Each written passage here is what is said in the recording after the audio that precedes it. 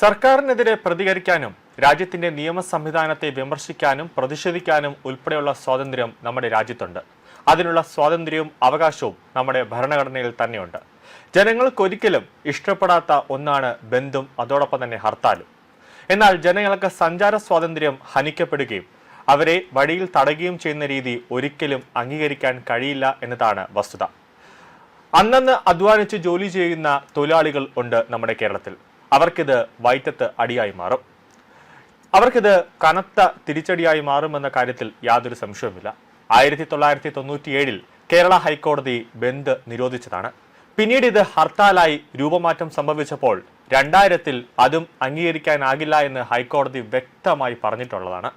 ഇതെല്ലാം തട്ടിമാറ്റി വീണ്ടും സമരക്കാർ ഹർത്താലുമായി മുന്നോട്ട് പോയപ്പോൾ കൂടുതൽ കനത്ത നിയന്ത്രണങ്ങൾ ഹർത്താൽ പ്രഖ്യാപനത്തിന് പോലും ഹൈക്കോടതി ഏർപ്പെടുത്തി. 7 ദിവസത്തെ മുൻകൂർ നോട്ടീസ് നൽകി വേണം ഹർത്താൽ പ്രഖ്യാപിക്കാൻ എന്നായിരുന്നു അതിൽ പ്രധാന നിർദ്ദേശം.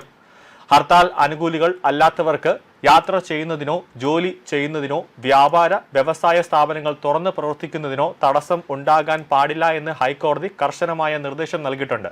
അത് സർക്കാരും പോലീസും അത് ഉറപ്പാക്കണമെന്നും ഹൈക്കോടതി കർശനമായി തന്നെ നിർദ്ദേശം നൽകിയതാണ്. ആ ഒരു നിർദ്ദേശം നൽകിക്കൊണ്ട് ഹൈക്കോടതി അന്ന് ഉത്തരവ് പുറത്തിറക്കിയതാണ്. ഹർത്താലിന്റെ പേരിൽ പൊതുമുതൽ നശിപ്പിക്കപ്പെട്ടാൽ സമരത്തിന് ആഹ്വാനം ചെയ്തവരിൽ നിന്നും ഇത് ഈടാക്കാനും കോടതി ഉത്തരവുണ്ട്. ഈ കോടതി ഉത്തരവുകൾ നിലനിൽക്കെയാണ് അതിനെയെല്ലാം കാറ്റിൽ പറത്തി നിതിൻ രാജിന്റെ മരണത്തിൽ ദളിത് സംഘടനകൾ ഇന്ന് ഹർത്താലിന് ആഹ്വാനം ചെയ്തിരിക്കുന്നത്. ആശുപത്രി, പത്രം, പാൽ, ആംബുലൻസ്, മാധ്യമങ്ങൾ എന്നിവയെ ഹർത്താലിൽ നിന്നും ഒഴിവാക്കിയതായാണ് സമരക്കാരുടെ മുന്നറിയിപ്പ്. അതായത് ഇവർ ഒഴികെയുള്ളവർ വീട്ടിൽ നിന്നും പുറത്തിറങ്ങരുതെന്നാണ് സമരക്കാർ പറയുന്നത്. ഇറങ്ങിയാൽ തടയുകയും ജോലി തടസ്സപ്പെടുത്തുകയും ചെയ്യുമെന്നാണ് യഥാർത്ഥ മുന്നറിയിപ്പ്.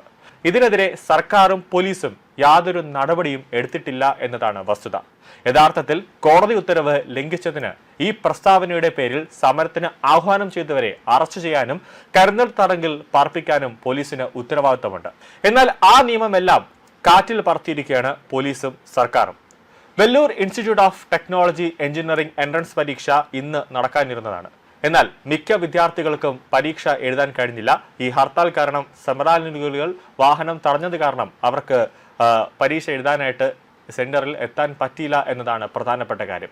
അപ്പോൾ ഈ ഉത്തരവെല്ലാം സർക്കാർ ലംഘിച്ചത് കൊണ്ട് തന്നെ DGPയും അതോടൊപ്പം തന്നെ ചീഫ് സെക്രട്ടറിയും ഹൈക്കോടതി നേരിട്ട് വിളിച്ചു വരുത്തി അതിന്മേലുള്ള എന്താണ് ഈ ജനങ്ങൾക്ക് സഞ്ചാര സ്വാതന്ത്ര്യം ഹനിക്കപ്പെടുന്ന രീതിയിൽ അല്ലെങ്കിൽ അവരുടെ അവകാശം തടസ്സപ്പെടുന്ന രീതിയിൽ എന്താണ് സംഭവിച്ചത് എന്നതിന്റെ റിപ്പോർട്ട് സമർപ്പിക്കാൻ കോടതി ചോദിക്കേണ്ടത് അനിവാര്യമാണ്. ഇല്ലെങ്കിൽ ഓരോ സംഭവത്തിന്റെ പേരിൽ വരും നാളുകളിൽ ഓരോ ഹർത്താലുകൾ ഇങ്ങനെ കേരളത്തിൽ സംഘടിപ്പിച്ചുകൊണ്ടിരിക്കും.